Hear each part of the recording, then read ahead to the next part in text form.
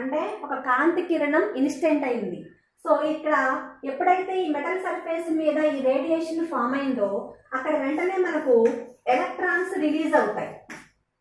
మరి లైట్కి wave nature ఉన్నప్పుడు మరి వేవ్స్ రావాలి కదా, ఎలక్ట్రాన్స్ ఎందుకు రిలీజ్ అయినాయి అమ్మా అంటే ఎలక్ట్రాన్స్ కూడా ఇక్కడ పార్టికల్సే కదా.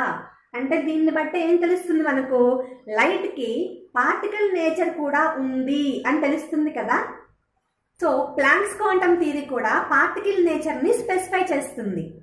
సో ఇక్కడ ఎవరికైనా చిన్న డౌట్ వస్తుంది, మరి ఈ రేడియేషన్ అనేది ఏ మెటల్ సర్ఫేస్ మీద పడినా మనకు ఎలక్ట్రాన్స్ రిలీజ్ చేస్తుందా, పార్టికల్స్గా రిలీజ్ చేస్తుందా అంటే నో.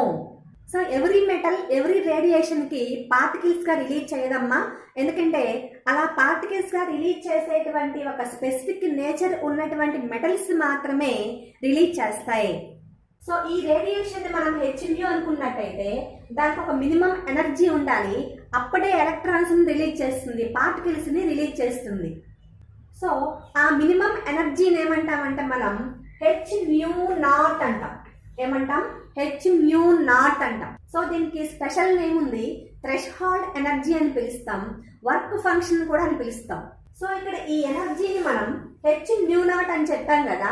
సో 0 అంటే ఏంటి? ఇక్కడ the minimum frequency which is required, the minimum frequency which is required. So hν equal to work plus kinetic energy. So this is the equation of photo electric effect. So hν equal to work function ని మనం h0 అని చెప్పుకున్నాం కదా. So అది రాసేస్తాం, h0 plus kinetic energy.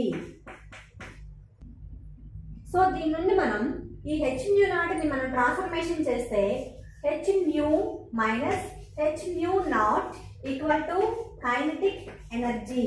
So ఇక్కడ మనం h common తీసామనుకోండి, so c by lambda minus c by lambda naught, ఎందుకంటే ఇక్కడ μ0 కదా, లాంబ్డా నాట్. ఇక్కడ c కామన్ తీస్తే hc into 1 by lambda minus 1 by lambda naught. So ఇదంతా కైనెటిక్ ఎనర్జీ. సో కైనెటిక్ ఎనర్జీకి మనకు ఇంకొక ఫార్ములా ఉంది కదా, హాఫ్ mv² అనే ఫార్ములా. సో అది యూజ్ చేస్తే హాఫ్ mv², ఇది కూడా మనం యూజ్ చేసుకోవచ్చు.